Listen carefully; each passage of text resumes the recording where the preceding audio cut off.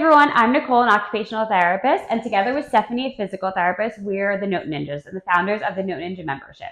Today, we want to talk about transfers, but not only transfers, we want to talk about one of the common patient presentations that we often observe in our patients, and that's retropulsion, which is when they go to stand up and they're leaning back. So that retro, they're going backwards.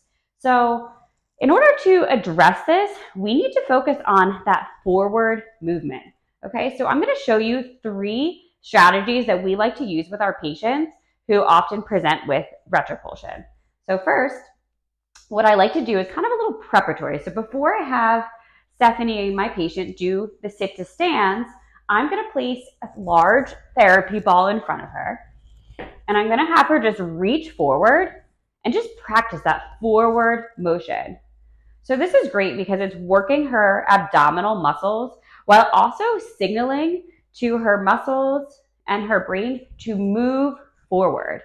Okay, so I love this forward motion. So before we do any type of sit to stand transfer, you're just going to do this. And then you can also upgrade it by having her sit to stand with that forward motion. Okay, so she's not even standing up all the way, but she's just lifting her bottom up off the seat to get that motion. Okay, great. The next one is we want a visual or external cue during the transfer.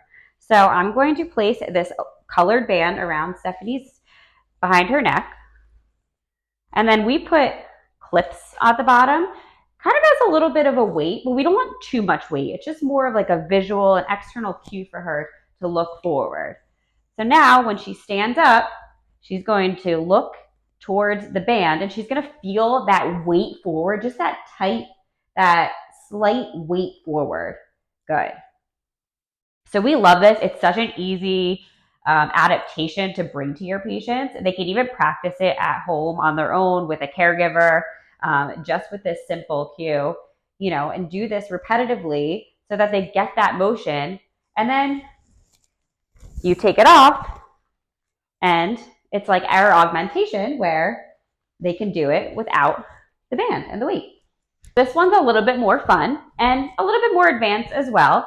So what you're going to do is place something in front. So we want to just make this like fun activity. You could use these rings, you can use a bean bag, whatever you have, balls.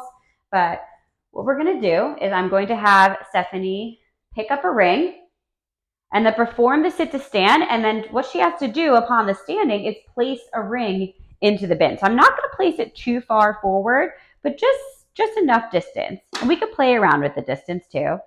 Good. Take another one, up and down. Good.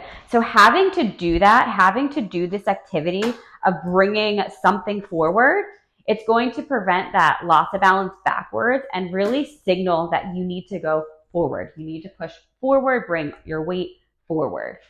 So these are just 3 strategies that we like to implement with our patients for transfers. We think that they're very effective for our patients because, once again, you're signaling them to be moving forward. So you want to be including this in your documentation. You want to include that patient presentation of why you're doing the activity. The patient is presenting with retropulsion during standing, resulting in loss of balance. So in order to correct that, provided a forward activity during sit to stand transfer. So hope you find this helpful. Make sure to like and subscribe to the Note Ninjas.